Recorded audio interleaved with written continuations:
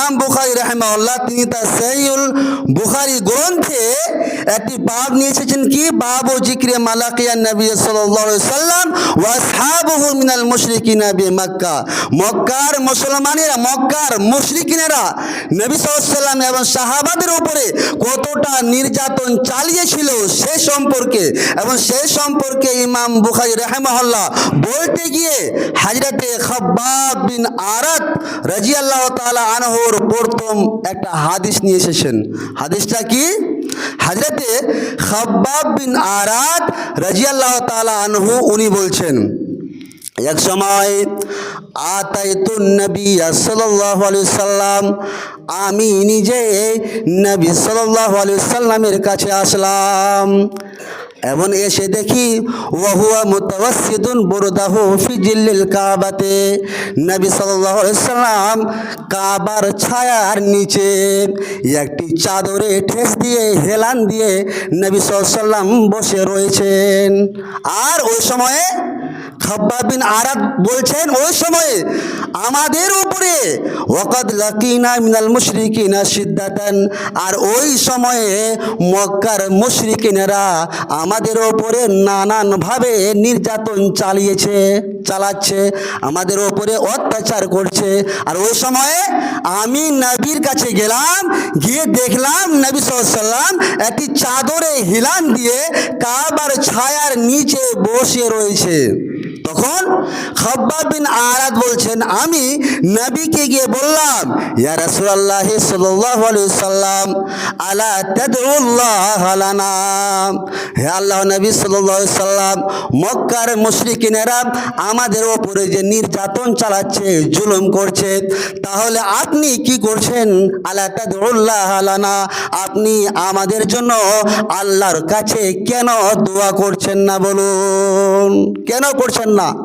এত যে আমাদের উপরে নির্যাতন করছে জুলুম করছে মক্কার মুশরিকিনেরা, তাহলে আপনি আমাদের জন্য আল্লাহর কাছে দোয়া করছেন না কেন? যেটা প্রশ্ন আমার আপনার হয়ে থাকে, একটু যদি গরম হয়ে যায় তাপমাত্রা, এবং জেনে রাখুন ওমা আসাবাকুম মিন মুসিবাতিন ফাবিমা কাসাবাত আইদিকুম, যতগুলো দুনিয়াতে শাস্তি আসবে সেই শাস্তি মানুষের হস্তদ্বয় দ্বারাই আল্লাহ রাব্বুল আলামিন দিয়ে থাকেন। যেরকম কর্ম করবে মানুষ সেরকম আল্লাহ রাব্বুল আলামিন ফলাফল দেবেন। একটু যদি তাপমাত্রা বেশি হয়ে যায় শুরু হয়ে গেল মৌলভী সাহেবের দোয়া কবুল হয় না। হে, এই যুগের মৌলভী সাহেব ভালো নয়, ওই যুগেরই ছিল, ওই যুগেরই ছিল। হ্যাঁ ছিল, ওই যুগের মানুষের ইমানটাও ছিল ওই রকম। আপনার ইমান পোকায় ধরেছে, নাহলে আপনার মুখ থেকে এই কথাটা বের হতো না যে এই যুগের মৌলভী সাহেবের দোয়া কবুল হয় না। তো খাব্বাব বিন আরাত উনি বলছেন নবী সাল্লাল্লাহু আলাইহি সাল্লামকে জালা তাদউল্লাহ লানা, হে আল্লাহর নবী সাল্লাল্লাহু আলাইহি সাল্লাম কেন আপনি আল্লাহর কাছে প্রার্থনা করছেন না যে মক্কার মুশরিকিনরা আমাদের ওপর নানানভাবে নির্যাতন চালাচ্ছে, তো আপনি কেন দোয়া করছেন না আল্লাহর কাছে? তখন খাব্বাব বিন আরাত বলছেন এই কথাটা বলার পরে নবী সাল্লাল্লাহু আলাইহি সাল্লাম ফাকাদা সঠিকভাবে বসলেন, হিলান দিয়ে যে বসেছিলেন হিলানটাকে ছুঁয়ে দিয়ে সঠিকভাবে বসলেন। খাব্বাব বিন আরাত বলছেন তারপরে আমি নবীজির মুখের দিকে তাকালাম, দেখলাম ওয়াহুয়া মুহমাররুন ওয়াজহুহু, নবী সাল্লাল্লাহু আলাইহি সাল্লামের মুখমণ্ডলটা রেগে এ কথাটা বলেছি বলে নবীজি এতটা রেগেছেন যে ওয়াহুয়া মুহমাররুন ওয়াজহুহু, নবীর পুরো মুখটাই লাল হয়ে গিয়েছে। আরে তোরা এইরকম প্রশ্ন করছিস আমাকে, এইরকম প্রশ্ন সামান্য তোদের উপরে এতটুকু জুলুম করেছে তার কারণে, আর এইরকম প্রশ্ন যে আপনি আল্লাহর কাছে দোয়া করছেন না কেন, সামান্যটুকু তোদের উপর জুলুম করেছে বলে। তো নবীজি এই কথাটা শুনে বারবার নবীজি যখন এই কথাটা শুনলেন তখন নবীজির এতটা রাগ উঠেছে যে পুরো মুখমণ্ডলটা লাল হয়ে গিয়েছে। তারপরে নবীজি খাব্বাব বিন আরাতকে বলছেন হে খাব্বাব বিন আরাত শুনো, তোমাদের ওপরে মক্কার মুশরিকিনেরা কতটা নির্যাতন করেছে, কতটা করেছে শুনে রেখো। লাকাদ কানা মান ক্বাবলাকুম লা ইউমশাতু বিমিশাতিল হাদিদ। তোমাদের পূর্বের যারা সালফে সালেহিন ছিল, যারা সৎ কর্মশীল মানুষ ছিল, ইমানদার মানুষ ছিল, তাদের ওপরে মুশরিকিনেরা কাফেরেরা কতটা নির্যাতন চালিয়েছে শুনো। লাকাদ কানা মান ক্বাবলাকুম লা ইউমশাতু বিমিশাতিল হাদিদ। লোহার চিরুনি নিয়েছে, আর লোহার চিরুনি নিয়ে মাদুনা ইদামিহি মিন লাহমিন আও আসাবিন। লোহার চিরুনি নিয়ে সে ইমানদার সালফে সালেহিনদের শরীরকে আঁচড়ানো হয়েছে। আঁচড়াতে গিয়ে কতটা ভিতরে পৌঁছেছিল নবীজি বললেন মাদুনা ইদামিহি মিন লাহমিন আও আসাফিন। মাংসগুলোকে পার করে হাড় পর্যন্ত সেই চিরুনি, লোহার চিরুনির যে ধারগুলো সেইগুলো পৌঁছে দিয়েছিল। হাড়ে মাংসগুলোকে পার করে হাড় পর্যন্ত আঁচড়াতে গিয়ে পৌঁছে দিয়েছিল। তবুও নবীজি বললেন মা ইয়াসরিফুহু যালিকা আন দীনিহি। তবুও এই সমস্ত ঈমানদার মানুষদের মুখ থেকে জীবনেও এরকম প্রতিবাদ কথা বলেনি তারা। আর তোরা সামান্য এতটুকু, সামান্য মুশরিকরা তোদের উপর নির্যাতন করেছে সামান্যটুকু, তাতে তোমরা আমার কাছে কমপ্লেন নিয়ে এসো। আর সালফে সালেহিনদের উপরে লোহার চিরুনি শরীরে আঁচড়ানো হয়েছে, মাংসকে পার করে হাড় পর্যন্ত পৌঁছে দিয়েছে। তবুও মায়াসরিফুহু যালিকা আন দীনিহি, তবুও তারা ঈমান থেকে একটু দূরে সরে যায়নি। শুধু তা নয়, খব্বাব বিন আরাদকে নবীজি আরো বলছেন, হে আমার সাহাবী শুনো, শুধু তা নয়, ওয়া ইউজাউল মিনশারু আলা মাফরিকি রাসিহি, ওয়া ইউজাউল মিনশারু আলা মাফরিকি রাসিহি। একটা ঈমানদার মানুষকে দেখতে পেলে মুশরিকিনেরা কাফেরেরা কি করত, বাড়ি থেকে আড়ি নিয়ে আসতো, আর আড়ি নিয়ে এসে আলা মাফরিকি মাথার উপরে রেখে দিত, মধ্যখানে রেখে দিত, আর রেখে দেওয়ার পরে ফায়ুশাক্কু বিসনাইনে মাথাটাকে দুই টুকরো করে দিত। তবুও নবীজি আমার বললেন মা ইয়াসরিফুহু যালিকা আন দীনিহি, তবুও তারা তাদের ধর্ম থেকে 1 ইঞ্চি পরিমাণ দূরে সরে যায়নি। জি, এতটা নির্যাতন করত, তবুও তারা ধর্ম থেকে 1 ইঞ্চি পরিমাণ দূরে সরে যায়নি। আমার মতো আপনার মতো কথা বলেনি, যারা মোদী সরকার তো মুসলমানদের উপরে এত জুলুম করছে, বাবরি মসজিদ দখল করে নিল, তাহলে আল্লাহ কি করছে? আল্লাহ কি করছে? আল্লাহ ইচ্ছা করলে তো মোদী সরকারকে সরিয়ে দিবে, পতন করে দিবে। হ্যাঁ পারবে, কিন্তু আমাদের ঈমানটাকে ঠিক করতে হবে, ঈমানকে ঠিক করতে হবে, সৎ আমলকে বজায় রাখতে হবে, তাহলে হবে, নচেত নয়, হবে না, নচেত হবে না। শুধু তা নয়, সাহাবীদের উপর দেখেন কতটা জুলুম করেছিল, সালফে সালেহিনদের উপরে কতটা নির্যাতন করেছিল। আপনাকে আমি বলি নবী সাল্লাল্লাহু আলাইহি সাল্লামের উপরে কতটা নির্যাতন করেছিল। দেখবেন হযরত আব্দুল্লাহ ইবনে মাসউদ রাদিয়াল্লাহু তাআলা আনহু তিনি হাদিসটা বর্ণনা করছেন, এক সময় বাইনান নবী সাল্লাল্লাহু আলাইহি সাল্লাম সাজিদুন, নবী সাল্লাল্লাহু আলাইহি সাল্লাম মসজিদে নামাজ পড়ছিলেন, আর নামাজ পড়তে পড়তে নবীজি যখন সাজদায় চলে গেলেন, সাজদায় আছেন, ইতিমধ্যে ওয়াহাউলাহু নাসুম মিন কুরাইশ, নবীজির আশেপাশে কুরাইশের লোকেরাও ছিল, বদমাশ লোকেরাও ছিল।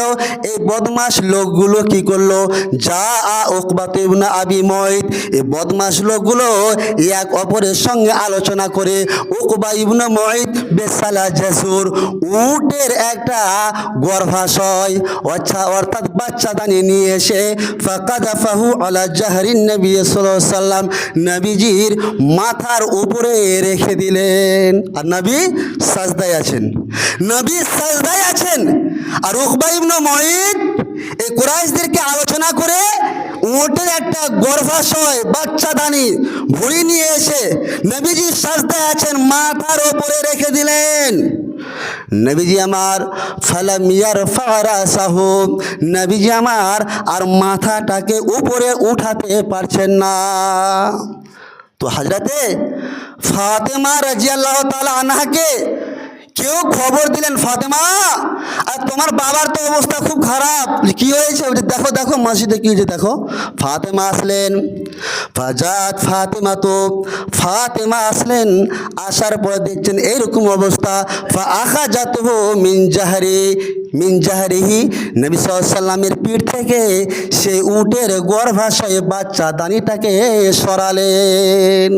সরার পরে ওয়াদাআত আলা মা সানাআত, এই কুরাইশদের বিরুদ্ধে আল্লাহর কাছে নালিশ করলেন, কমপ্লেন করলেন আল্লাহর কাছে, কারো কাছে নয়, ডাইরেক্ট আল্লাহর কাছে কমপ্লেন করলেন। আল্লাহ জি, তুমি আল্লাহ এদেরকে হালাক করে দাও, আল্লাহ আল্লাহ তুমি এদেরকে ধ্বংস করে দাও আল্লাহ। তারপরে নবীজি নিজের মুখ থেকেও এদের ব্যাপারে বদদোয়া করলেন। দোয়াটা কি ছিল?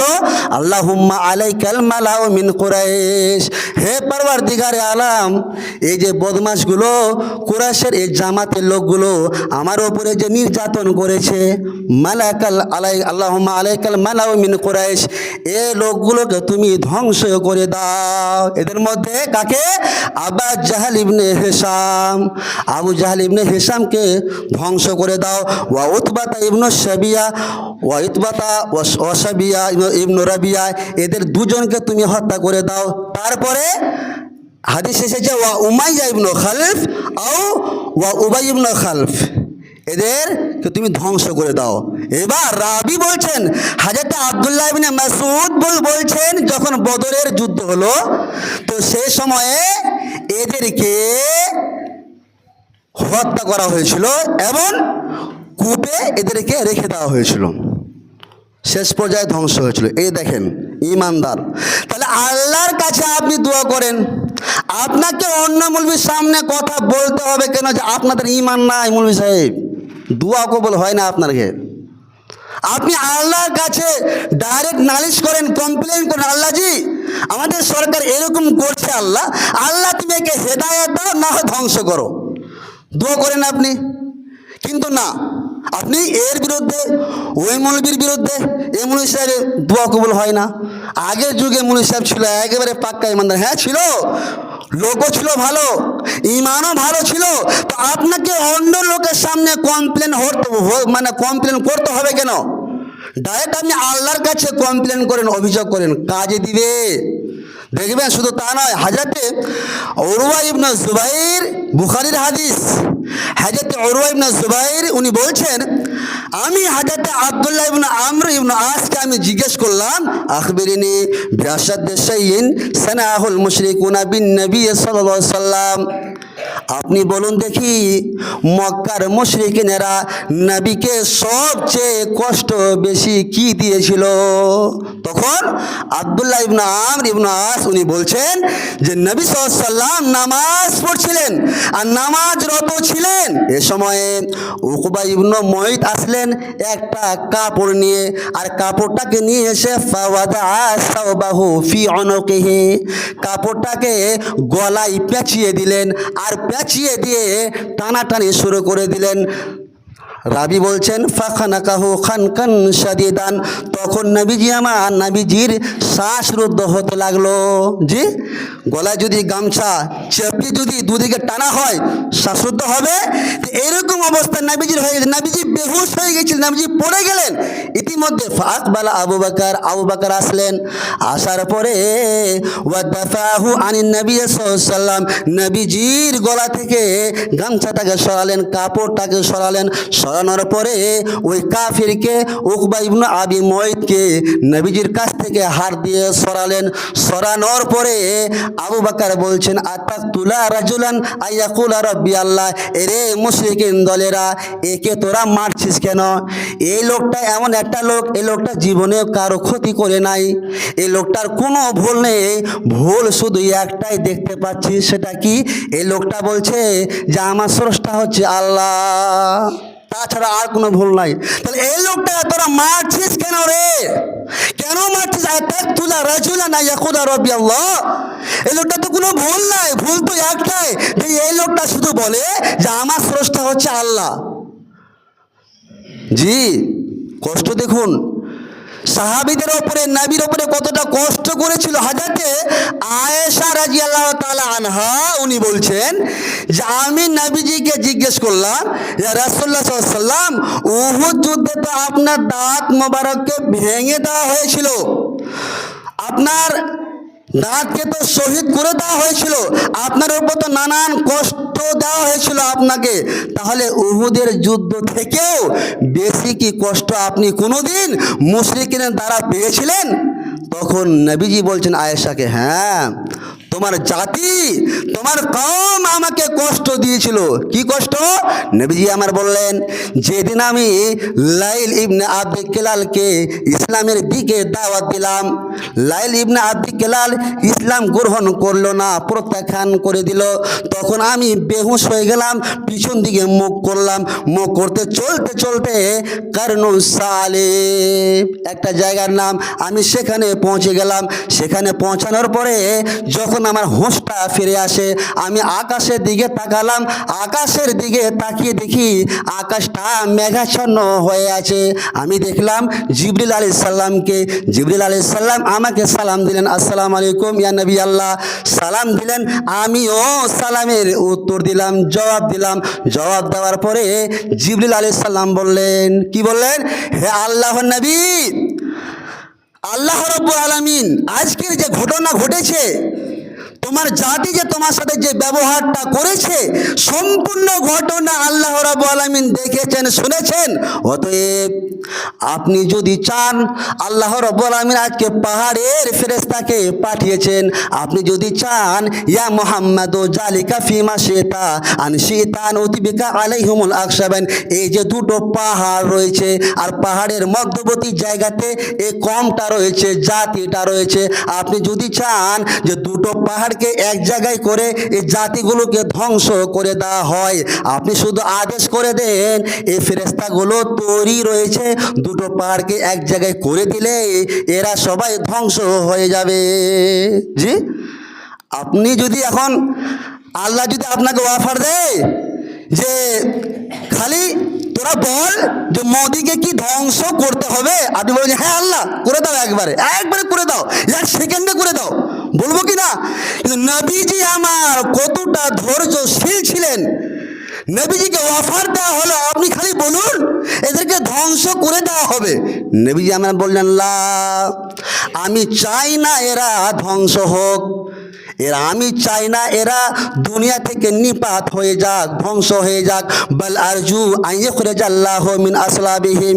এই সমস্ত মানুষেরা আমাকে বুঝতে পারেনি যে আমি হচ্ছি শেষ নবী, আমি হচ্ছি আল্লাহর নবী, আমি কেমন নবী, আমার ভাষা কেমন, কথা কেমন, এরা বুঝতে পারেনি। অতএব এদের পৃষ্ঠ দেশ থেকে হতে পারে আল্লাহ রাব্বুল আলামিন এমন সন্তান দুনিয়াতে নিয়ে আসবেন, যেই সন্তানগুলো মাইয়া আবুদুল্লাহ ওয়াহদা, যে সন্তানগুলো এক আল্লাহর ইবাদত করবে, লা ইউশরিকা বিহি শাইআ, আল্লাহর সাথে অন্য কাউকে শরীক স্থাপন করবে না। অতএব আমি